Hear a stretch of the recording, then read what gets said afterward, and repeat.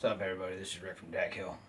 Uh, First and foremost, I want to say thank you to everyone who watched the last video and uh, sent your best wishes and everything to me, my wife, and my family.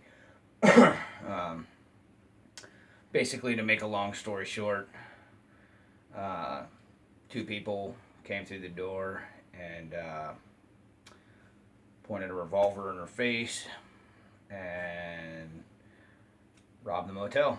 Um, they got a hold of her cell phone, started going through her cell phone, and told her they were going to abduct her.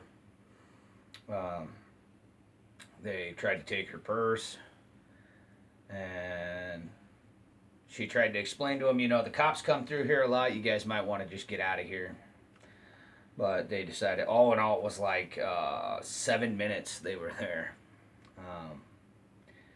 And basically, she just got mad and started wigging out on them and screaming at them and yelling at them to give her back her phone. And luckily, them being the idiots that they are, took the phone and threw it back at her. So luckily, they didn't get any personal information or anything like that. At least I hope not. Because if anybody came here or tried to hurt my family, they would be dead. There's no question about that. I wouldn't even play. Uh, anyway, I thank you all who went to that video and commented and sent your prayers and your good thoughts. I really appreciate that, and you guys are awesome. And I consider you, every one of you, good friends, and I thank you for that. Let's go ahead and talk about some good stuff, though. So, yesterday at the post office, I got a package. One that was under so much stress I was unable to get there. So today I sent my wife to go over there and get it for me. She went over there and then calls me and says, it's a signed package. You have to sign for it. So I had to go back over there. Got over there, picked it up. It was an awesome package from my good buddy Houseboat Rob. Sent me this beautiful machete. I guess this is a sugarcane machete. It's awesome. I'm in love with it. It's just great. If you could see here, let's find the balance real quick. Look at that balance. That's good. That's real good. I guess it's a sugarcane machete, so they take it and they got it like this and then they hit the sugar with it. I was telling him, we were texting, and I was telling him that it looked like a Hawaiian coconut machete, like what they use when they're chopping into coconuts. It's a Tramontina. I hope I'm saying that right. Tramontina, made in Brazil. Beautiful machete, and I thank you, Rob, once again, brother. You have made my day and made a really terrible week a lot better, bro. And I really appreciate that, man. You're a real good man. And like I was telling you, bro, you will have a very nice package in the mail here real soon. So I thank you for that, bro.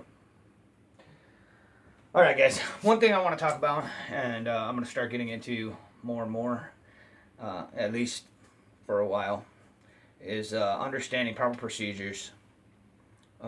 Now, I don't know if you can see this on camera, but out here we have constitutional carry. We have open carry. I do carry openly quite frequently.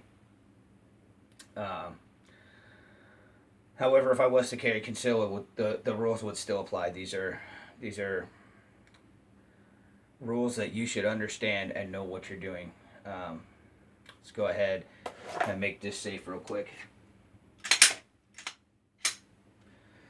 All right, so we have the Glock 17 here, and make it safe. I'm gonna work on proper drawing procedures, and hopefully I can help somebody out there to understand how to properly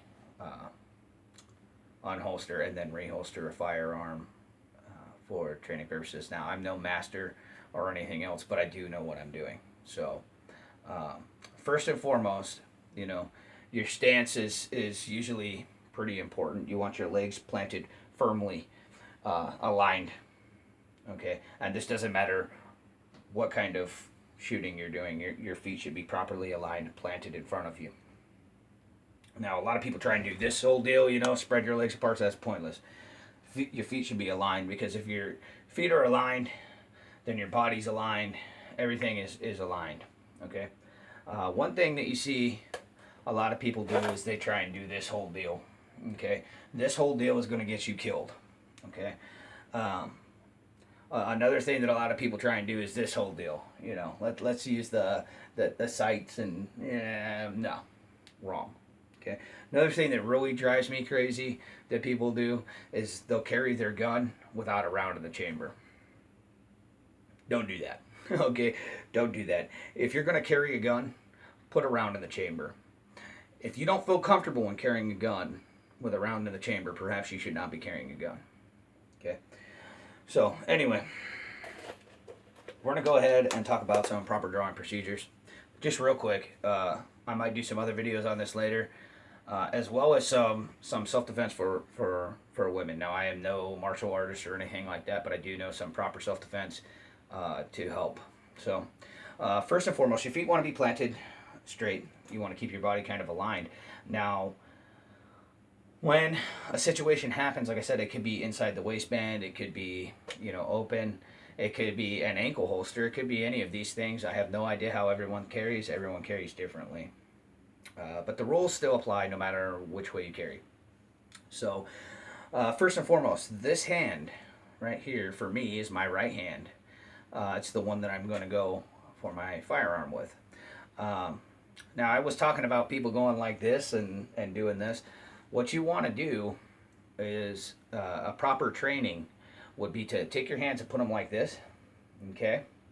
And then pull them towards your eyes. And as they go towards your eyes, they'll automatically go to the eye that is dominant. Now, me, I'm right-handed, right eye dominant, okay?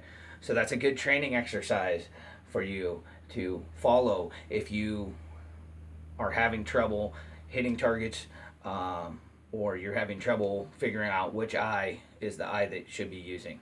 Okay. Now, there's a lot of people who have problems that they are right-handed, left eye dominant. That's really, really hard. They have to make adjustments to the way they're shooting and everything. But generally speaking, the hand that you are is generally going to be the eye that is dominant. That's not always though, so don't think it will be. Best thing to do is the exercise. For proper drawing procedure, this hand should come down onto the gun. Okay, should come down, and at the same time hit the release with your thumb. Your thumb should be hitting the release right as your hand goes into the dovetail of the back of the firearm. This hand, as this hand is coming down, this hand over here should be coming up. Okay, so this hand goes down, this hand's coming up. You're going to pull straight up. Okay, rotate and push forward. All right, back, look to the left, look to the right, then holster your weapon. Okay, so let's try that again. I'll do it sideways to kind of give an idea of what I'm talking about. So this hand is the one that's going to grab the weapon. This hand is going to be coming up. All right, so down, grab. This hand's coming up. I'm lifting up, rotating, and pushing forward. Okay, now a lot of people are concerned with the sights. Everybody wants to line up the sights and everything. There's no need to focus on the sights at all. The only thing you should be focusing on is the front sight. That's it. Nothing else. Don't worry about anything else. Don't even worry about your target. Focus on the front sight. The front sight is what's going to happen. That's what's going to do all the magic. Okay, front sight. Now on this I have Trijicon high definition night sights, because this is my carry weapon. All right, so like I said, there's no need to do this whole deal. No need to do any of that. It's going to be straight down, hand comes up, this comes out like that, come back in, look to the left, look to the right, make sure you're clear, and then you're going to go back in your holster. Another thing a lot of people don't understand is sticking a gun in someone's face. Okay, they try this whole deal right here. Now, I don't have somebody with me to show you why that's a horrible idea to do, but Basically, I will try and get one of my sons to hold on to an airsoft gun, and I'll show you. Obviously, I'm not going to do this with a real firearm. We'll do an airsoft. But this is a bad idea. Never do that. Okay. Always focus on a 2-point system. The 2-point system is both hands. Okay, so you want to have your other hand there, making sure that you're aligned. Number one, you should never have it in close proximity to somebody with the gun pointed out like that anyway. Okay. So what you're looking to do in a situation like that where you're really close is same rule applies. Okay, same rule applies. It's down, pop that button, come up, rotate, keep it close to your body. This hand should be coming up and pushing them out of the way. So it's going to be up, push out of the way, and you don't want to spend any time sitting there trying to put your hands out or anything like that, because all they're going to do is take your gun and possibly shoot you. Anyway, I'm going to work on some more drawing procedures for everybody, and hopefully I help somebody to understand how to properly do this. And that was one of my main goals when I started the channel, was to try and help somebody. That I did the why I started my YouTube channel. Now I'll do the goals of my YouTube channel. One of my main goals was to try and help somebody. If I could help people, then I was on the right path. And that was something that was really important to me, and it still is really important to me. And this situation makes it even that much more important to me. So if I can help anybody into understanding proper drawing procedures, proper sight alignment, proper technique that can save their lives, I'm going to do that. So as far as actually getting out there and shooting, that is a small amount of actual shooting. More often than not, and I don't care who says this, more often than not, actually sitting there and pulling the trigger, the only thing that's going to help you to prevent, okay, is the shock. Okay, that's it. It's not going to help you get better at shooting.